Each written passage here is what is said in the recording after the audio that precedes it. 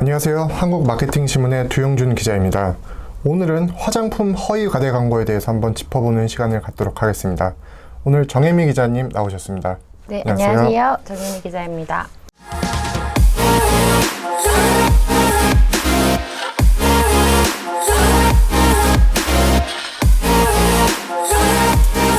요즘에 이제 화장품 업계에서 허위 과대 광고가 기승을 부리고 있다고 하는데 어떤 내용인가요? 자, 화장품의 본래 목적은 외모를 아름답게 가꿔주고 또 매력을 증진시켜주는 것이 화장품의 원래 목적인데요.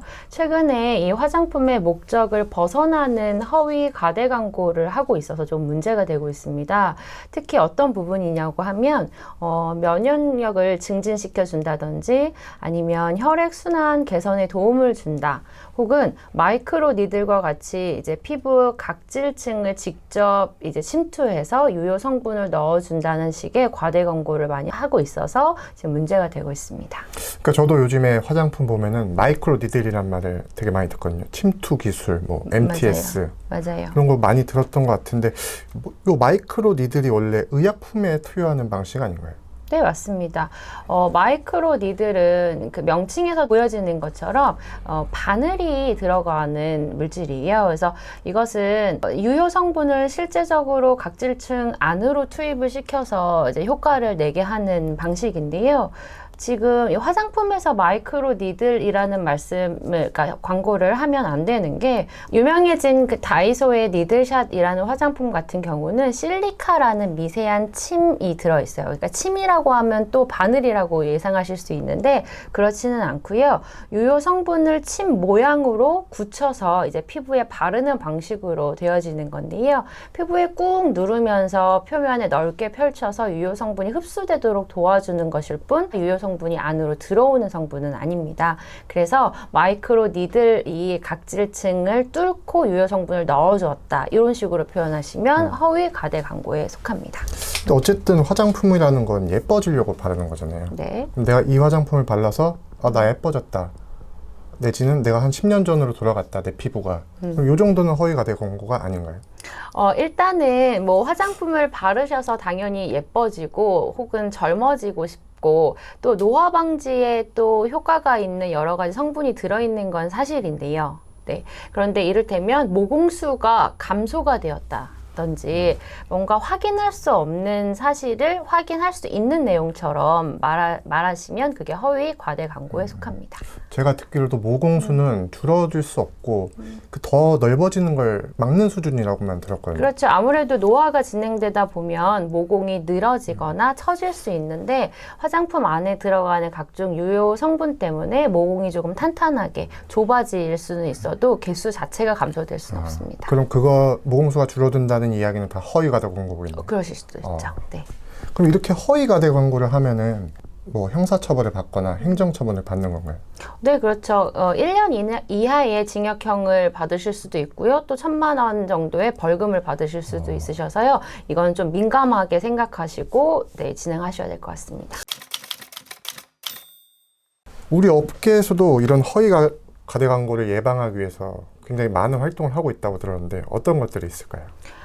일단 아시는 바와 같이 이 광고를 하실 때는 일반 사업자분들이 뭐 블로그나 SNS를 통해서 광고를 하시기 때문에 그걸 일일이 다 찾아가면서 제재하기는 사실상 좀 어려운 부분이 있습니다. 그래서 보통은 이제 추후 검색을 통해서 문제가 되는 것들을 이제 제재하거나 조치하는 방식을 취하고 계시는데요. 이제 큰 회사들 같은 경우는 전담팀이나 아니면 전담하시는 이제 분들을 따로 두시기도 하시는데 그렇지 않은 이제 업체 같은 경우는 일일이 다 이제 수기로 찾아야 하시기 때문에 좀 어려움이 좀 따르죠. 근데 최근에는 이제 그 PM 인터내셔널 코리아에서 크롤링 서비스라고 해서 특정한 검색 키워드를 이제 설정해서 이게 프로그램이 자동적으로 돌아가면서 문제가 되는 표현들을 이제 저희가 걸러내는 이제 시스템인데요.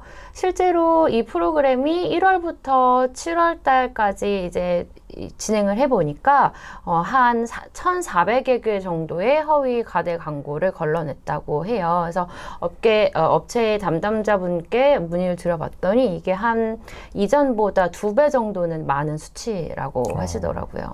그럼 그 크롤링 서비스라는 게 그러니까 PM 제품 이름을 딱 치면은 그게 다 필터링이 돼서 나오는 건가요? 네, 그렇게 알고 있고요. 그리고 이를테면 문제가 되는 표현들을 이제 거기에 썼을 경우에 이제 검색이 되는 시스템입니다. 또 다른 업체들의 활동은 있을까요? 이것보다 조금 더 먼저는 이제 2020년에 애터미에서 이런 효과적인 필터링을 위해서 마케팅 컨텐츠에 대한 감수 장치 및 방법으로 특허를 내신 바가 있습니다. 그래서 이것은 이제 저희가 인터넷상에 뭔가 이제 허위 가대 광고에 대한 단어를 만약에 입력을 한다고 하면 그 단어가 바른 단어로 순치되는 시스템이에요. 그래서 아시다시피 계속 허위 가대 광고의 법은 변하고 또 그때그때 시기에 맞춰서 이제 달라지기 때문에 그 걸리는 단어들을 계속 안으로 넣어두면 이제 수만 개가 쌓이면서 조금 더 정확하고 그다음에 조금 더 안전하게 광고하실 수 있도록 돕는 서비스입니다.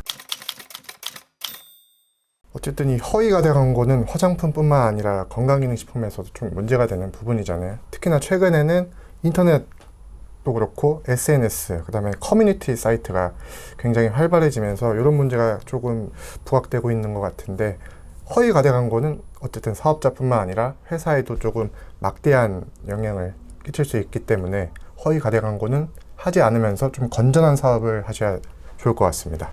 오늘 이것으로 마치겠습니다. 감사합니다.